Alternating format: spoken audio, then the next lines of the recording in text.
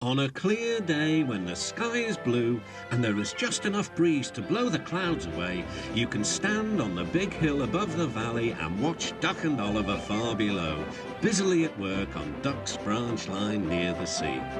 The two engines are very proud of their matching coats of gleaming colour.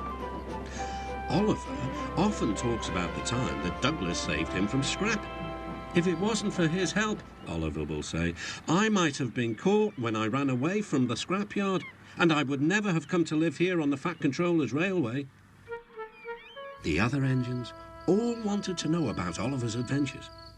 Amazing, remarked Henry. Oliver, said James, that's Resource. And Sagacity, put in Gordon. What does that mean? Whispered Percy. I think, replied Thomas, it's about being clever and wise. He is, finished Gordon, an example to us all. I'm sorry to say that Oliver became very puffed up in the smoke box. Henry says I'm amazing. He's right. He whistled as he swooshed along the line. One day, the Fat Controller came to see him. You are doing well. Now, you must learn how to look after trucks. Every wise engine knows that you cannot trust trucks. The other engines warned Oliver, but he took no notice. You think I can't manage? He said huffily.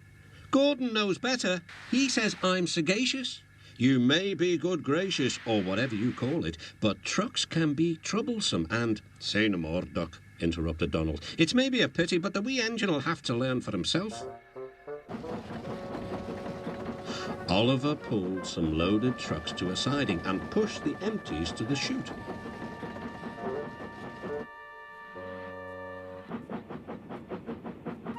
Then he came back to take the loaded trucks away. They were comfortable and didn't want to move. What right has he to poke his funnel in here? They grumbled. We want Duck, or Donald, or Douglas. Look sharp, puffed Oliver. That's not the way to speak, hissed the trucks. We'll pay him out. Oliver heard nothing. The trucks moved smoothly at first, then suddenly Oliver felt them push forward. His driver applied the brakes, but they were useless against the surging trucks. On, yelled the trucks. Oliver fought hard, but still they forced him on and on.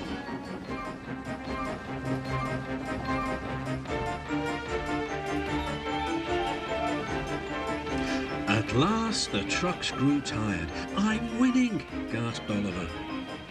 But it was too late.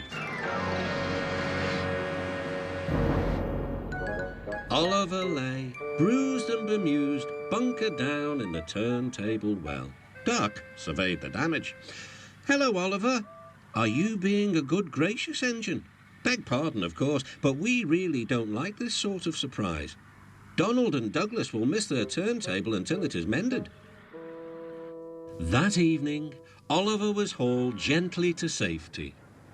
I'm sorry, sir, he said to the Fat Controller. I should have listened to Duck's advice.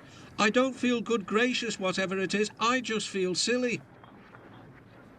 Well, Oliver, replied the Fat Controller, now you know the damage trucks can do. Yes, I do, sir, groaned Oliver. I look like a load of scrap iron. Ho, ho. Oh, I don't think so, laughed the Fat Controller. But you do need to go to the works to be mended. The other engines now felt sorry for Oliver. The branch line won't be the same without you, whistled Duck. Come back soon. A few days later, Oliver did come back. His coat gleamed brighter than ever. He was a wiser engine, too, and never made a mistake about trucks again.